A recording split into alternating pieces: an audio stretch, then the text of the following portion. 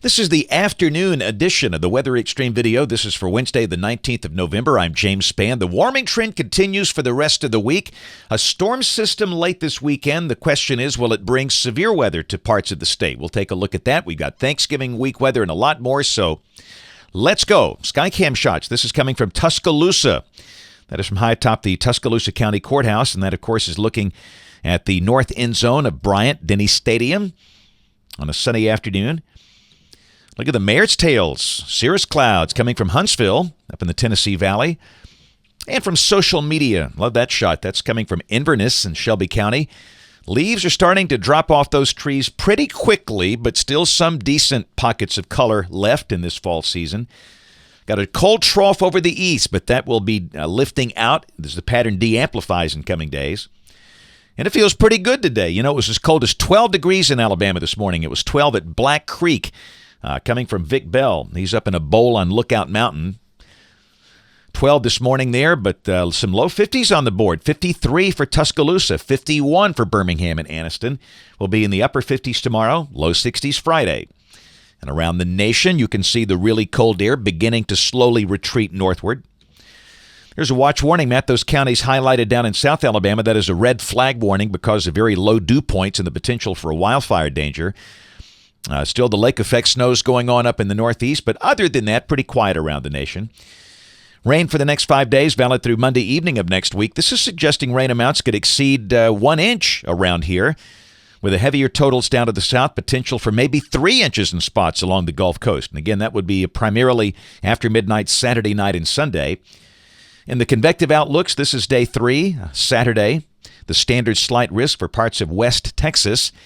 And day 4, which is Saturday, a risk of severe weather for southeast Texas and the southwest corner of Louisiana. That would include Houston, College Station, and Lake Charles. No day 5 outlook has been issued yet for the Gulf Coast, but I would imagine one will be required, at least maybe for the Gulf Coast region for Sunday. But we'll talk about that. Let's take a look at modeling here. The GFS, this is the 12Z run, valid tomorrow at 12 noon, and the trough is lifting out.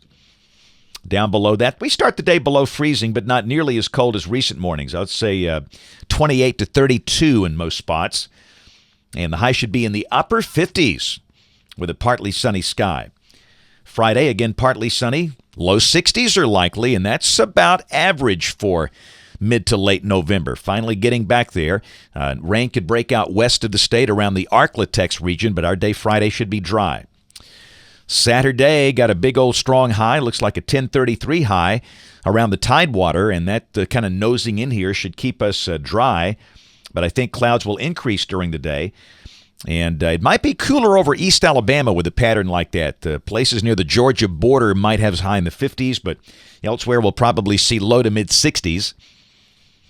And here comes our storm system. This is Sunday at noon, and you can see that shortwave is going negative tilt at that point. This is the surface chart at noon, a 989 millibar low over southeast Missouri, with the stronger storms at that point advancing into Georgia. This run a tad slower, matching up nicely with the European. I would say the main window for storms in our state may be 2 a.m. until noon Sunday morning. Here's the instabilities coming off the GFS, and again, this is at noon Sunday, and is not much, and this is the primary limiting factor with this thing. Hardly any surface-based CAPE. If the thing slows down, we get the storms in here Sunday afternoon, these values will be higher, but if they come in during the pre-dawn hours, the northern part of the state, and really South Alabama without much. But the low-level jet very strong, a 70-knot core just north of here in Tennessee, and we got a 60-knot low-level jet over Alabama Sunday morning. This is at noon. At that point, the higher winds have shifted over into Georgia, but I'd say, 4 to 10 a.m., we could see that 60-knot low-level jet in place here. And this is the shear. I backed it up a little bit. This is 6 a.m. Sunday, and you can see the bulk shear and the low levels. This is the surface to 925 millibars at 40 knots, and that, of course, is certainly sufficient for rotating storms. So it's the big question, can we see destabilization here? And for North Alabama, it's going to be tough. It might happen, but it's tough. The better chance, I think, near the Gulf Coast with this, but we'll keep an eye on things as the weekend gets closer. All right, Monday of next week, cold front coming in, and really this is not showing much rain at all. We might mention a small chance of a shower Monday, but I just don't think much happens. And Monday should be relatively mild with highs in the 60s. But Tuesday, here comes the next deep trough.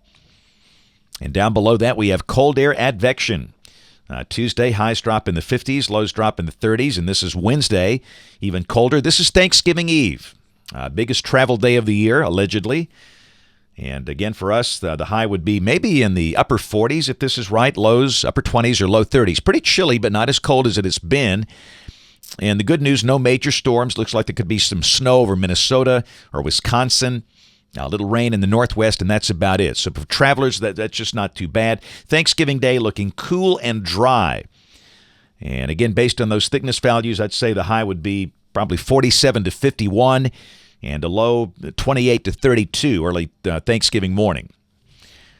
This is Black Friday, the 28th. Still pretty chilly over the east. That's a 1034 high near Memphis.